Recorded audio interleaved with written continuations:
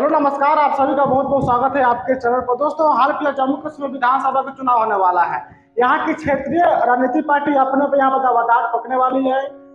पूरा इसके पृष्ठभूमि को देखने वाला है, क्या है विधानसभा, कैसे यहाँ पर समाप्त हुआ, कैसे यहाँ पे दोबारा विधानसभा चुनाव करवाया जा रहा है, धारा 370 को देखने वाला है, कैसे इसको हटाया गया, पूरी प्रक्रिया हम लोग विस्तार से जानने का प्रयास करेंगे। लेकिन यहाँ विधानसभा कैसे खत्म हुआ, फिर कैसे विधानसभा का चुनाव हुआ, इसके बारे में हम लोग जानने का प्रयास करते हैं। इसका एक लंबा सा इतिहास है, लेकिन फिर भी इसको हम जानने का प्रयास करेंगे। तो 2024 में जम्मू कश्मीर विधानसभा का चुनाव होने वाला है, लेकिन इसके पीछे की कहानी बहुत दिलचस्प है। बात करते हैं 1947 से, जब भारत और पाकिस्तान के बीच बंटवारा हुआ था, तो उस समय भारत और पाकिस्तान दो नामक अलग देश बना दिया गया था। लेकिन भारत के समय उस समय बहुत बड़ी चुनौतियां मौजूद थी कि देश के अंदर, भारत के अंदर 565 से अधिक देशी रियासतें मौजूद थी। यानी भारत के अंदर 565 अलग अलग क्षेत्रों पर राजा महाराजा शासन किया करते थे। उन राजा महाराजाओं को भारत में मिलाना बड़ा मुश्किल के काम था। लगभग कि पंडित सरदार वल्लभ पटेल और देश के बड़े बड़े नेताओं के द्वारा लगभग की बहुत सारे देशी रियासतों, लगभग की 564-65 के बीच में सभी देशी रियासतों किसी न किसी तरह से मारपीट कर भारत में मिला लिया गया। लेकिन उसमें एक अलग देशी रियासत था जिसका नाम था जम्मू कश्मीर। जम्मू कश्मीर भारत में मिलना नहीं चाहता था, क्योंकि वह अपना अलग देश बनाना चाहता था। कहने का मतलब यह है कि जब भारत और पाकिस्तान के बीच बंटवारा हुआ था, तो अंग्रेज हम लोग को अंधेरे गली के मुहाने पर छोड़ के चले गए थे। और अंग्रेज कह रहे थे कि जितना देशी रियासत भारत में ना, जब पाकिस्तान है, उनको यदि अपना अलग देश बनाना चाहते हैं तो अपना अलग देश बना सकते हैं, या जिसको पाकिस्तान में मिलना चाहे वो पाकिस्तान में मिल सकते हैं, या जिसको भारत में मिलना चाहे वो भारत में मिल सकते हैं। लेकिन सभी देशी रियासतों को मार पीट कर भारत में मिला लिया गया। लेकिन जम्मू कश्मीर को भारत में मिलाने की बात तो किया जा रहा था, लेकिन जम्मू कश्मीर के जो राजा थे हरि सिंह, वो एक हिंदू शासक थे, और वहां की जो अधिकांश जो वहां की जनसंख्या थी वो मुसलमान थी। तो देश के बहुत बड़े बड़े जो नेता थे, जैसे वल्लभ भाई पटेल, पंडित जवाहरलाल नेहरू, इनके द्वारा उनको कहा गया कि भाई साहब आप हिंदुस्तान में मिल जाओ।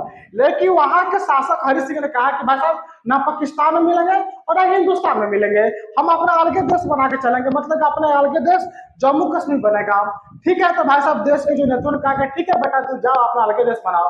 जम्मू कश्मीर अपना अलग देश बनाने चला गया।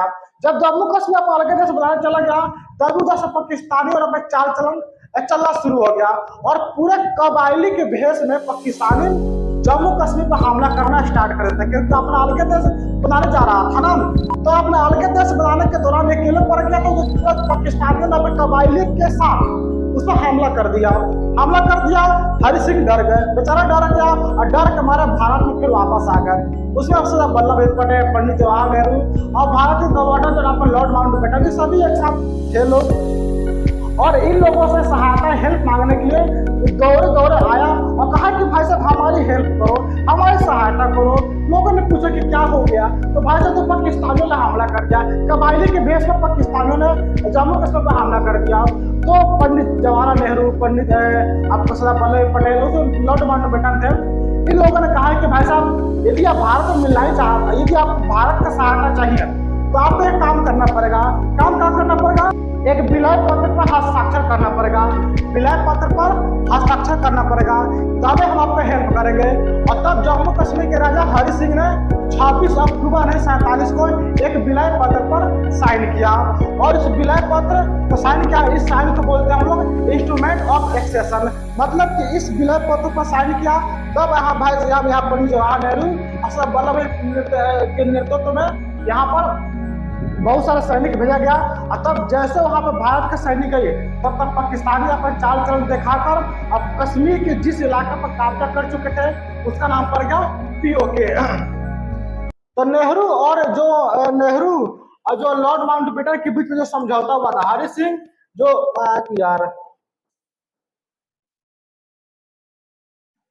जो हरि सिंह ने साइन किया था भाई साहब, वो 26 अक्टूबर 1947 को साइन किए थे। और यह समझौता नेहरू और लॉर्ड माउंटबेटन और हरि सिंह के बीच हुआ था। इस समझौते को बोलते हैं इंस्ट्रूमेंट ऑफ एक्सेशन। मतलब कि इन दोनों के बीच समझौता हुआ, तब हम लोग भारत का सैनिक वहां पर गए, और तब तक पाकिस्तानियों ने भारत कश्मीर में आ चुके थे, जिस क्षेत्र पर कब्जा कर चुके थे उसका नाम पड़ेगा पीओके। और यहाँ पर साइन तो कर चुके थे, लेकिन इस साइन में यह कहा गया कि भाई साहब हम आपको भारत में तो जम्मू कश्मीर को मिला दे रहे हैं, लेकिन एक बात ध्यान रखिएगा, यहाँ पर हमारी ही सरकार होगी, हमारा ही सरकार होगा, हमारी अपनी संस्कृति होगी, हमारी अपनी कल्चर होगी, हमारी अपनी धर्म मान्यता होगी। तो भारत की सरकार ने कहा कि ठीक है बेटा, तुम जाओ अपना अपने सरकार बनाओ, अपने अपनी विधानसभा बनाओ, अपने अपने संविधान लेकर अपने अलग कानून बना के अपना अलग सरकार चलाओ, लेकिन तुम भारत में ही रहो। हरिसेन ने कहा कि ठीक है, लेकिन भारत की सरकार ने कहा कि भाई साहब ठीक है, तुम्हारी अपनी सरकार है, तुम सब कुछ अपना लेके चलो, अपना कानून बनाओ, अपना विधानसभा बनाओ, अपनी सरकार चलाओ, अपना कल्चर सब कुछ लेके चलो, लेकिन 3 मामला हमारे केंद्र के अधीन रख दो, यानी सरकार के अधीन रख दो। जैसे मैम विदेश, रक्षा और संचार। विदेश, रक्षा और संचार यानी कश्मीर की देख रेख में जो विदेश, रक्षा, संचार था ना, वो भारत के केंद्र के मतलब केंद्र सरकार के अधीन हो गया, बाकी सभी जम्मू कश्मीर को हो गया। और जितना जम्मू कश्मीर के जो अधिकार थे ना, उसको भारत के संविधान के अंतर्गत एक अनुच्छेद में जोड़ दिया गया। उस अनुच्छेद का नाम है भाई साहब अनुच्छेद 370। तो पूरा अनुच्छेद 370 में जम्मू कश्मीर के स्वायत्ता मतलब उसके अधिकार को उसमें जोड़ दिया गया। अब वहां पर विधानसभा बना दिया गया, विधानसभा बना दिया गया, तो वही विधानसभा के चुनाव होता रहता है, वहां पर कानून बनाती रहती है। लेकिन 7 अगस्त 2019 को जम्मू कश्मीर से धारा 370 को समाप्त कर देगा। जब जम्मू कश्मीर से धारा 370 को समाप्त कर दिएगा, तो वहां पर 2 केंद्र शासित प्रदेश बना दिया गया, एक जम्मू कश्मीर और एक लद्दाख, और उसके बाद वहां के विधानसभा को ही समाप्त कर दिया गया। उसके बाद वहां पर कोई विधानसभा नहीं है, वहां पर उपराज्यपाल की सरकार अभी तक चलती आ रही है। लेकिन 2019 से पहले 2014 में वहां पर पहली बार विधानसभा, मतलब 2014 से 2019 से पहले 2014 में वहां विधानसभा के चुनाव हुई थी। 2014 में विधानसभा के चुनाव हुई थी, 90 क्षेत्रों पर चुनाव हुई थी, 90 क्षेत्रों में विधानसभा के क्षेत्र को बांटा गया था। उस 90 क्षेत्रों में अगर बात करें 2014 में, तो लगभग की पीपुल्स डेमोक्रेटिक पार्टी 28 सीटें जीती हुई थी, सब वहां का पार्टी है, क्षेत्रीय पार्टी है। भाजपा वहां 25 सीटें जीती हुई थी उस समय। जम्मू कश्मीर नेशनल कांफ्रेंस 15 सीटें जीती हुई थी, कांग्रेस 12 सीटें जीती हुई थी।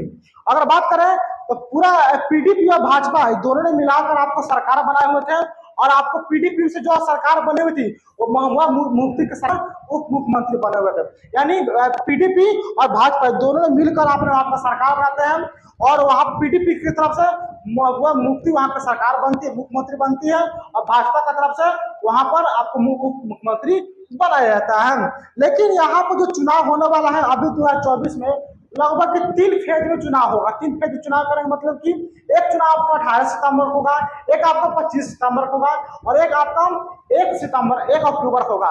और इसका जो चुनाव के जो नतीजे आएंगे वो 8 समस्या लेकर आने वाला है, लेकिन समस्या भी लेकर आएगी और बहुत सारे खुशहाली, बहुत सारी उम्मीदें भी लेकर आएगी वहां के सरकार के प्रति। वहां की जो नई सरकार बनेगी, वहां के जो जानता होगी, अपने अपने देखते हैं कि क्या होता है किस नहीं होता है। लेकिन यहाँ पर जो भी पार्टी, यहाँ की जो क्षेत्रीय पार्टी है ना, वो अपने अपने वादे किए हुए चुनाव में कि हम जीतेंगे तो हम यह कर देंगे, हम जीतेंगे यह बदलाव करेंगे। तो वहां की जो नेशनल कॉन्फ्रेंस जो एनसी जो पार्टी है, वो कह रही है कि अनुच्छेद 370 के बहाली और 2019 के बाद लागू किए गए उपायों को उलटने का वादा किया गया है। तो इन्होंने यह वादा किया है। पीपुल्स डेमोक्रेटिक पार्टी जो पीडीपी पार्टी है, पीडीपी पार्टी का कहना है कि 370 की बहाली की कोशिश करेगी और 2019 के बाद किए गए उपायों को पलटने का वादा किया जाएगा। जम्मू कश्मीर और people's congress party conference party जो जेकेपीसी पार्टी है, इनका कहना यह है कि जो सार्वजनिक सुरक्षा अधिनियम है यानी पीसीए है, वो रद्द करने का वादा किया है। तो सबकी अपने अपने वादी है जो अपने कहना चाहते हैं। उस पर कांग्रेस का कहना यह है कि धारा 370 का उल्लेख कर रही है, नहीं कर रही है, लेकिन राज्य का दर्जा बहाल करने का वादा कर रही है। जो बीजेपी पार्टी है, उनका भी अपना अपना वादा है। बीजेपी पार्टी का कहना क्या है कि अनुच्छेद 370 की बहाली संभावनाओं को नकारते हुए अलगाववाद के समर्थक आरोपों की खारिज किया गया है। इसके साथ ही पार्टी ने अनुसूचित जनजातियों, अनुसूचित जातियों और अन्य पिछड़े जातियों के लिए विशेष प्रयास करेंगे। तो सब चुनाव अपने वादे हैं जो लोग वहां पर कर रहे हैं, पार्टियां वहां कर रही हैं। अब देखते हैं कि चुनाव के नतीजे कैसे होते हैं, वहां की सरकार कैसे वहां की प्रशासन को चलाती है, वहां कानून कैसे बनती है, विधानसभा जो चुनाव होंगे वहां कानून कैसे होती है। बहुत गंभीर चिंतन यहाँ पर करने की आवश्यकता है। नहीं, और बस जम्मू कश्मीर के बारे में यही है कि चुनाव होने वाला है, जो विधानसभा की चुनाव होगी, देखते हैं वहाँ का सरकार कैसे बनती है, वहाँ का कानून कैसे बनता है, वहाँ के प्रशासन में क्या सुधार होता है।